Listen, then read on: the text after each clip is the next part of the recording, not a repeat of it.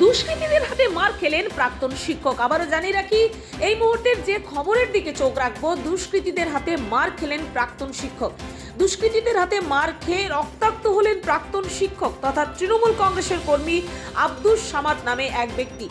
ঘটনায় তিনি পূর্ব বর্ধমান জেলার মঙ্গলকোট থানায় অভিযোগ দায়ের করেছেন।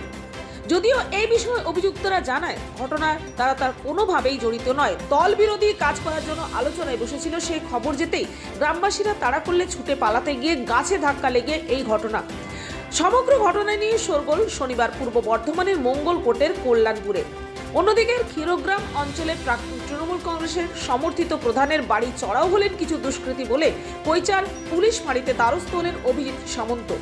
কয়েক মাস ধরে মঙ্গলকোটের রাজনীতিতে মেরুকরণের পালা বদলে চিত্র ধরা পড়েছে। একদিকে বিধায়ক গোষ্ঠী, অন্যদিকে সভাপতি গোষ্ঠীর মধ্যে অশান্তি লেগে থাকছে। অন্যদিকে ক্ষীরগ্রাম পঞ্চায়েতের প্রাক্তন প্রধান অভিজিৎ সামন্ত জানিয়েছেন, আমি অভিজিৎ সামন্ত, পূর্ব বর্ধমান জেলায় মঙ্গলকোট থানার অন্তর্গত ক্ষীরগ্রাম অঞ্চলের অধীন ক্ষীরগ্রামের বাসিন্দা। আমি আজীবন একজন পার্টির পার্টনারশিপ এবং আমি আজীবন তৃণমূল কংগ্রেস করে আসছি। 2003 সালে আমি তৃণমূল কংগ্রেসের পঞ্চায়েতের একজন ইলেক্টেড মেম্বার ছিলাম। 2013 সাল থেকে 2018 সাল পর্যন্ত উপপ্রধান এবং 2018 থেকে 2023 সাল পর্যন্ত আমি পঞ্চায়েত প্রধান ছিলাম। কিন্তু এই ক্ষীরগ্রামে কয়েকটা দুষ্কৃতী আমার বাড়ির ওপর পদে পদে নোংরামো করে যাচ্ছে।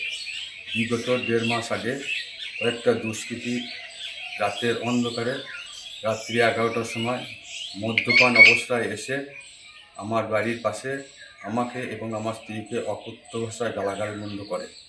কিন্তু তবু আমি নিজেকে অনেকটা দূরে সরিয়ে রেখেছিলাম।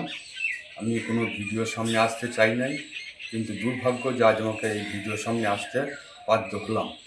কিন্তু গতকাল অর্থাৎ 31/1/2025 রাত্রি 10টা থেকে 10টা 15 ওই দুষ্কৃতীরাই আবার আমার বাড়ি চড়াও হয় এবং আমাকে বা আমার স্ত্রীকে অকথ্য ভাষায় গালাগাল বন্ধ করে এবং আমার বাড়ি প্রচণ্ডভাবে ভাঙচুর করে রাতের অন্ধকারে এবং আমাকে খুন করা বা মারার হুমকি পর্যন্ত দেওয়া হয়।